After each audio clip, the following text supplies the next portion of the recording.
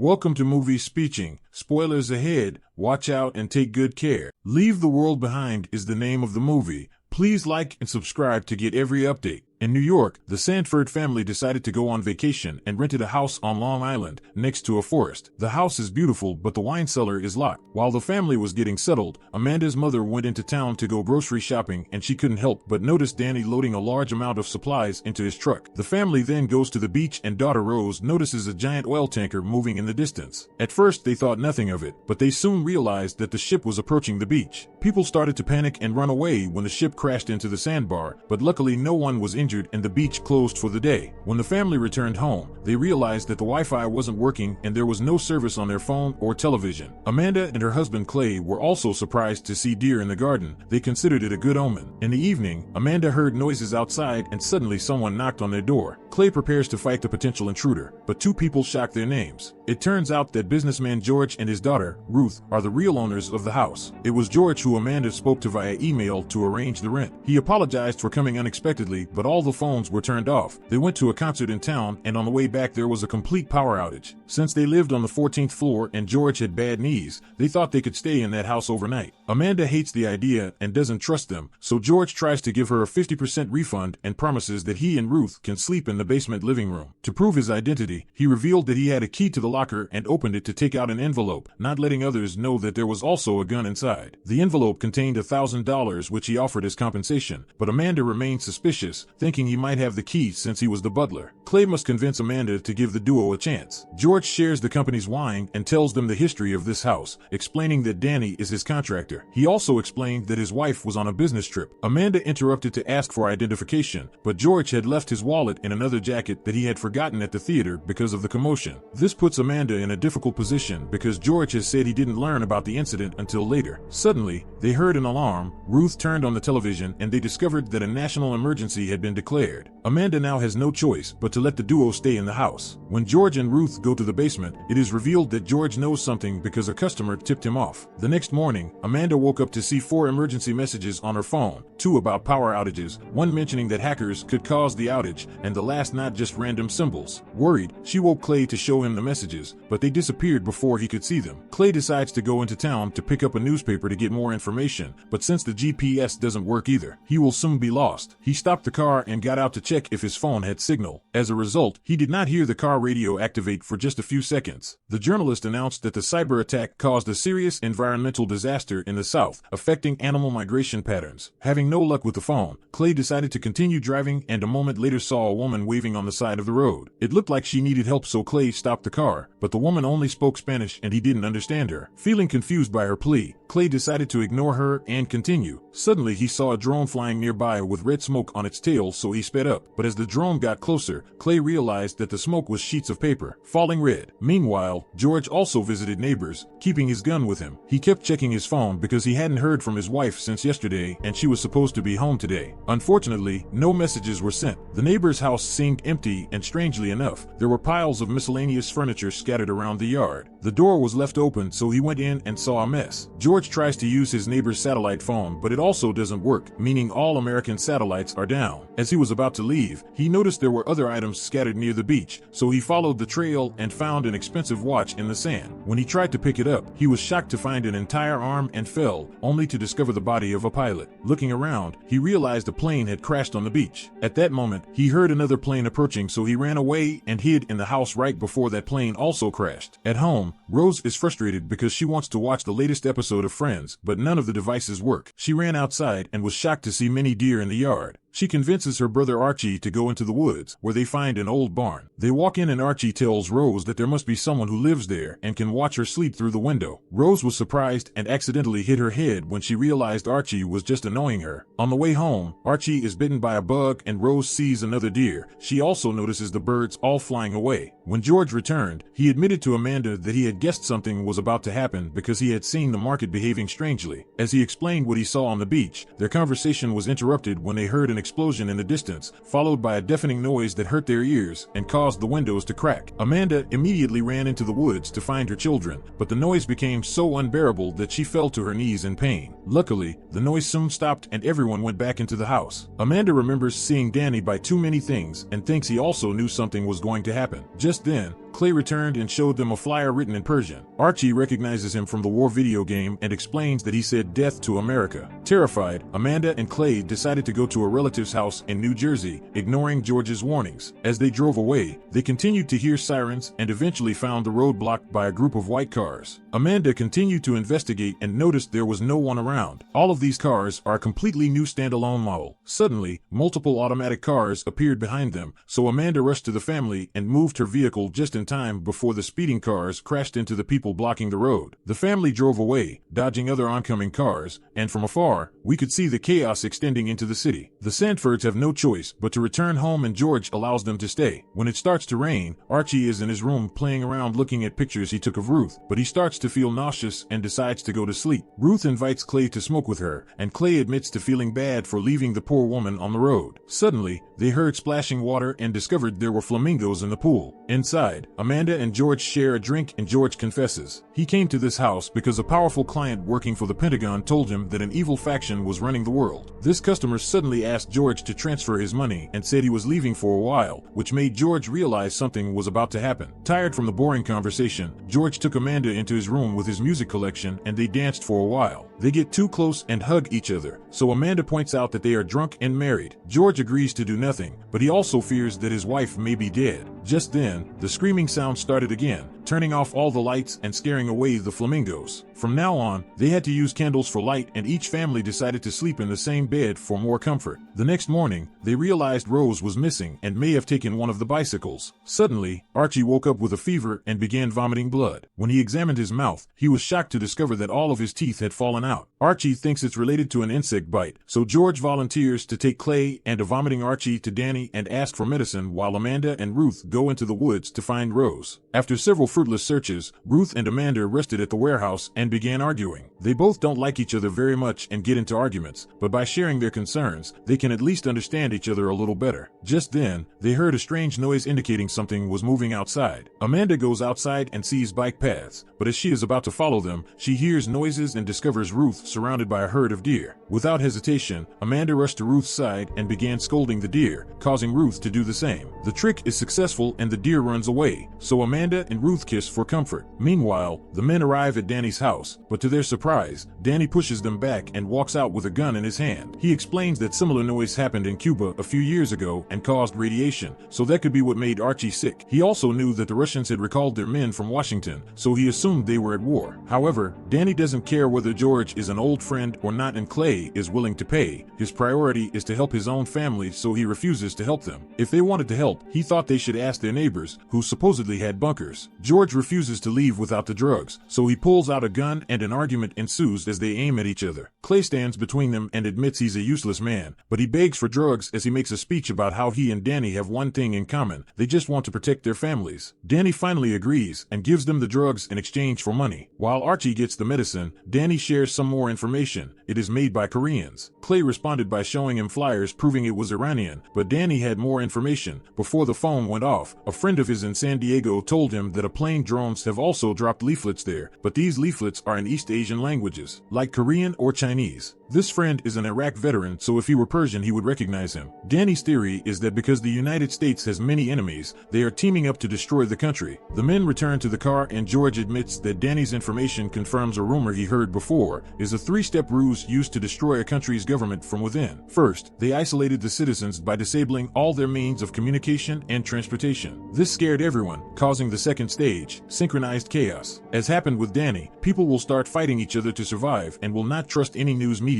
This will be fueled by hackers and things like leaflets. Then the third stage will occur on its own. 4,444 citizens will plan a coup or civil war that will cause the country to collapse. Clay and George agree to stay together and take their families to a neighbor's bunker. In the woods, Amanda and Ruth continue to search for Rose, but they are only stunned to see the Manhattan skyline on fire as explosions and gunshots ring out across the city. Meanwhile, it is revealed that Rose has been staying at the neighbor's house for a long time. She had broken down the front door to get in and was currently currently enjoying a lot of food, but she stopped when she heard her mother calling her name. Rose was about to leave, but then noticed a light coming from the basement, so she followed it and found the emergency shelter filled with everything a person could need, including a gym and greenhouse. There is also an emergency alert system, suggesting to seek refuge in the White House and the United States. Cities were attacked, causing radiation levels to rise near many population centers. Rose discovered that there was a huge DVD collection that included Friends, so she picked up the disc and was finally able to watch the latest episode of her favorite show. Thank you for watching. See you on the next video.